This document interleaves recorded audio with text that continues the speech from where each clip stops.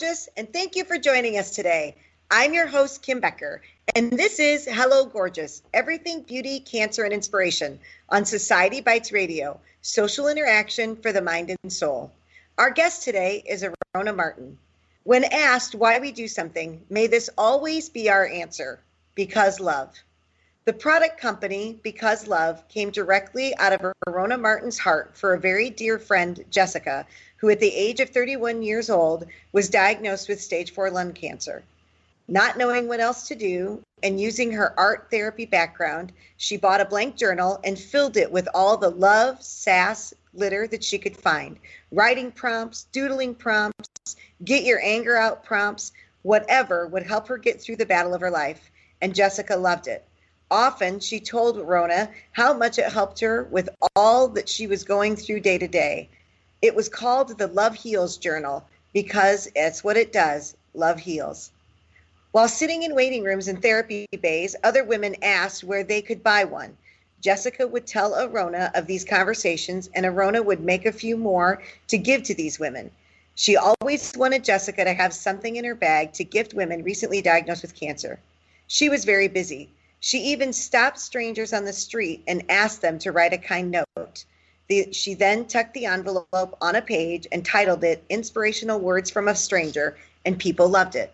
And that is when ARONA decided to pursue bringing the journal to market so that others could feel comforted and loved like Jessica did. After months of honing the content, she created several gift products that can truly help those needing comfort, including the first Love Heals Journal. It gives us, the friends and family, a way to walk alongside our loved ones in whatever they are going through. In addition, the Love Heals Journal and other Because Love gifts, the Big Hug Lap Blanket gives the opportunity to give a loved one with cancer a hug, even when they aren't close enough to give a real hug. The blanket comes with fabric tags that you can write sweet messages of love and inspiration on, and then attach it to the blanket.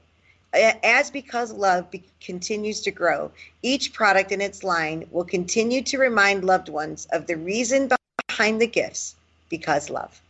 I love this. Hi, ARONA. Thank you so much for being here and welcome to the show. Hi, thank you. That really helped everything up. Well, I could not read it. Like when I first got your bio, I'm like, oh my gosh, so much of this has to be told. I just, what I'd love to start with is tell me about your friend Jessica. How long were you guys friends? When did she find out about her cancer diagnosis? How did she find out about it? I want to know that whole story. So Jessica actually indirectly worked for me for several years, which is how we first met. I, in my regular life, was an event producer for a long time, still am, but she was a bartender at one of the venues that, did a lot of events at. She was always my favorite, of course, and, I'd have everybody in weird costumes and colored wigs, and everyone would be complaining, but Jessica always had fun and made it the best experience. So we first became friends there, and then she left and went to nutrition school to become a nutritionist, like a holistic nutritionist. She was one of the first ones. I'm located here in Chicago. She was one of the first young women to kind of blaze the trail for nutrition.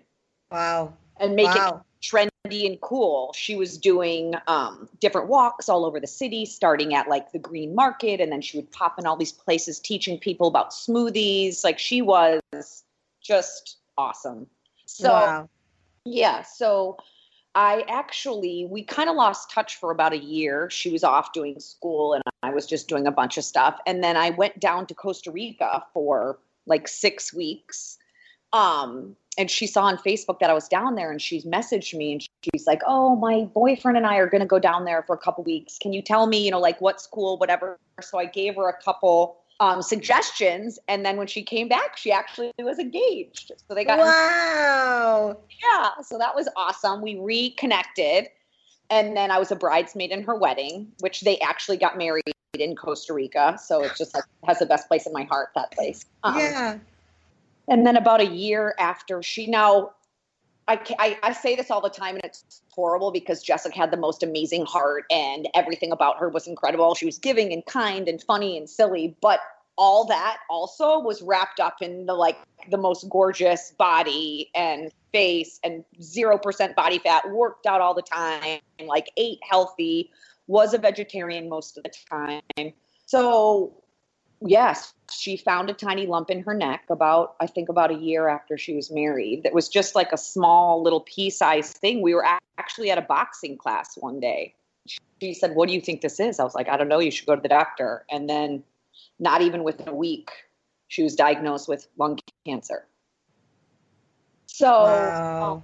Yeah, so that was devastating. And as a friend, you don't know what to do because it's like, yeah, I just actually did an interview recently where it's like cancer attacks your body and it's such a physical thing, but there's also like 1,000 different things it does to you emotionally, mentally.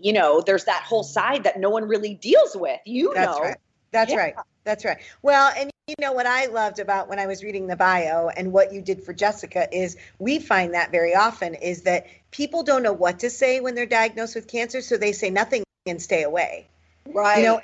And that's what they need is they need these people around them to be able to show them love and to give them the support. But that, like I said, that's what touched me so much about what you did for her, because you didn't pull away. You figured out a way to use your art therapy to be able to get in there and really be able to support her and give her a tool that would help her get through her day-to-day mess that none of us could understand.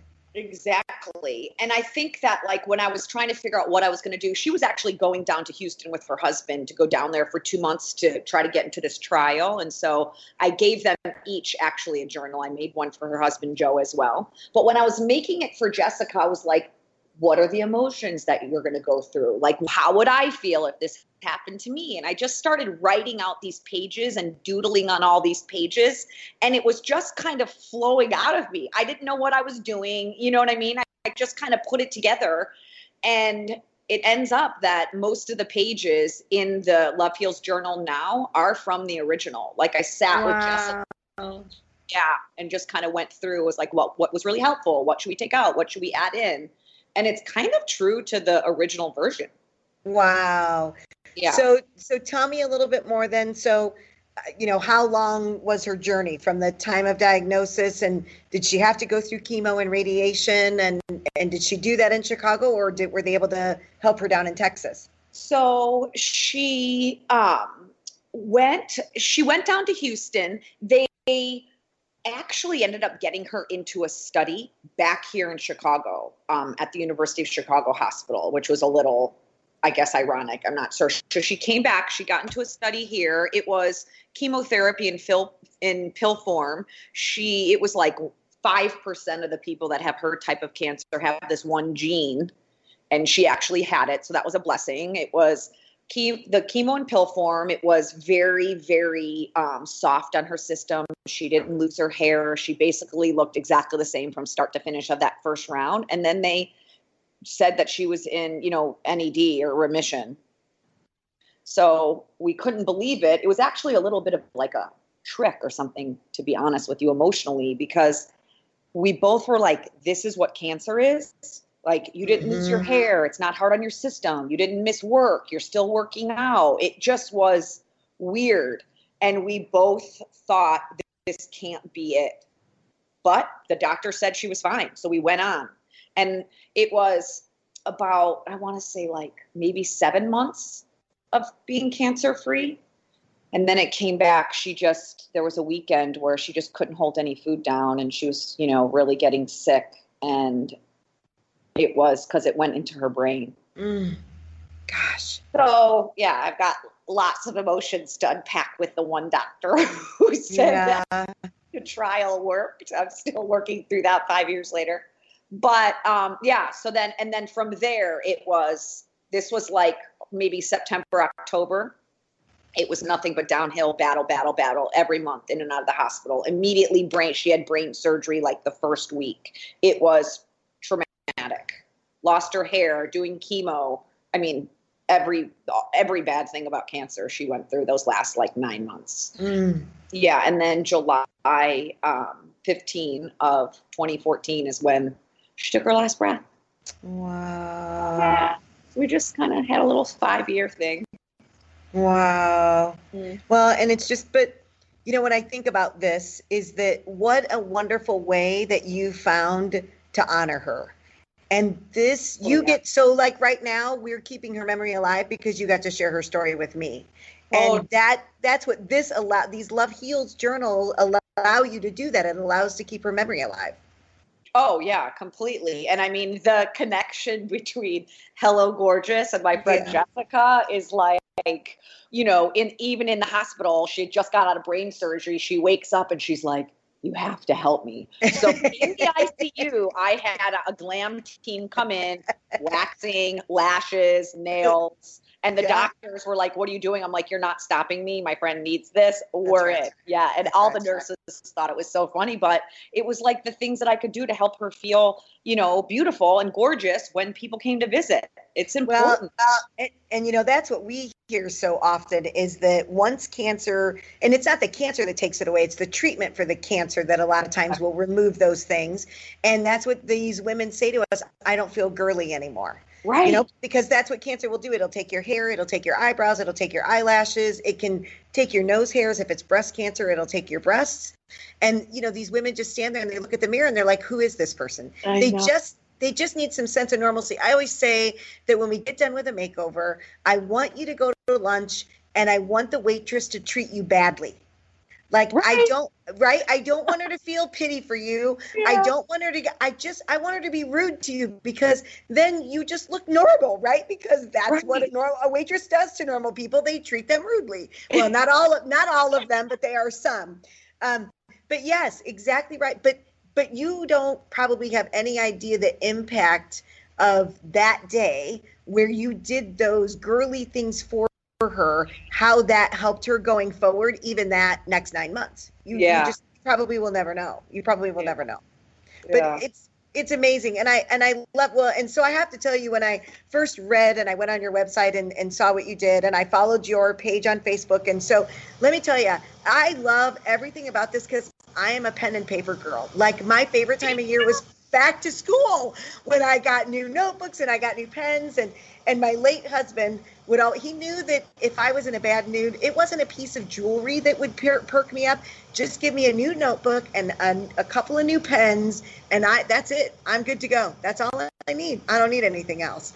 Right. So when I read about these journals, I'm like, oh my gosh, of course that would make somebody smile. Of course, because it's a new notebook. But I love everything about this. So how long did it actually take you to bring this to market? So that's like a whole nother business podcast, because I've learned every single thing of what not to do when you're trying to create a product. So it's been a very rocky road. Originally, I had just tucked it away. Is it a business? Like, I don't know. And then things started happening with Jessica, so I put it on the back burner. But a woman that I knew kind of just encouraged me, why don't you try to go forward? Jessica and I were going to do it together. You have all these plans when it turns out, that you don't know cancer's coming back. And so I had just put together like a couple one-sheeter, like visual pitches. And I kind of just went on LinkedIn and went to companies and thought, okay, I just have to find a journal manufacturer and they can make this for me. So I sent a bunch of emails, and I got one email back from a guy in Nashville. His name is Jason. And the email said, I love what you're doing. I see a need for it in the market. This is an incredible product. The next paragraph started, unfortunately, there's no way we can take this out. I hate those words. I hate that word. So I read that email, and then I felt God give me a little push, like, you need to write that guy back. So I wrote him back, and I just said,